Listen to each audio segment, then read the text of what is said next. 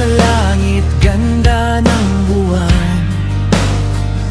Sa sandaling ito, ikaw ang nasa isip ko.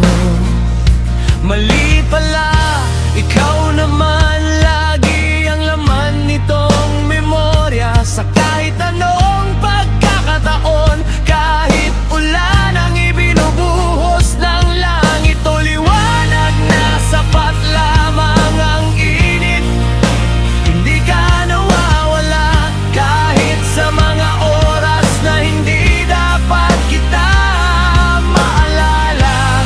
Ewan ko, pero nakasanayan ko na sigurong ipaalam sa'yo kung anong nararamdaman ko. Gusto kong malaman mo kung gaano ako kasaya o gaano ako nilulunod ng problema. Kahit minsa'y wala kang tugon sa mga mensahe ko, gusto ko pa rin magkwento sa'yo sa lahat ng tao. Komportable akong magpakatotoo sa'yo. Walang saplot itong pagkatao at ayos lang sa'kin na titigan mo ito. Hindi ako nangangamba sapagkat alam kong hindi ka manghuhusga at lalong hindi mananamantala sa lahat ng tao. Swerte ako sa'yo at sa mga sandaling gusto kong makita mo kung gaano kaganda ang buwan. Gusto kong ipaalam na may mas malalim pa itong dahilan.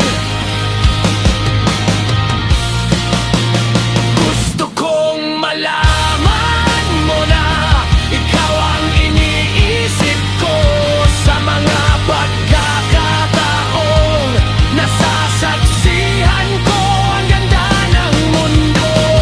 Maging marahan sana kung ulan, simulan muna sa hanan sa ambon.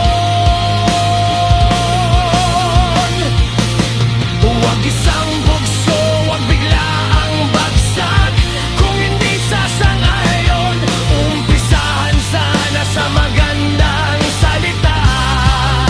Huwag saksak, huwag patalim na babaon sa pagkatao. Kung ano rin kung maaari, hindi sa rumaragas ang tubig, hindi sana humahampas at ang dulo sana'y dagat.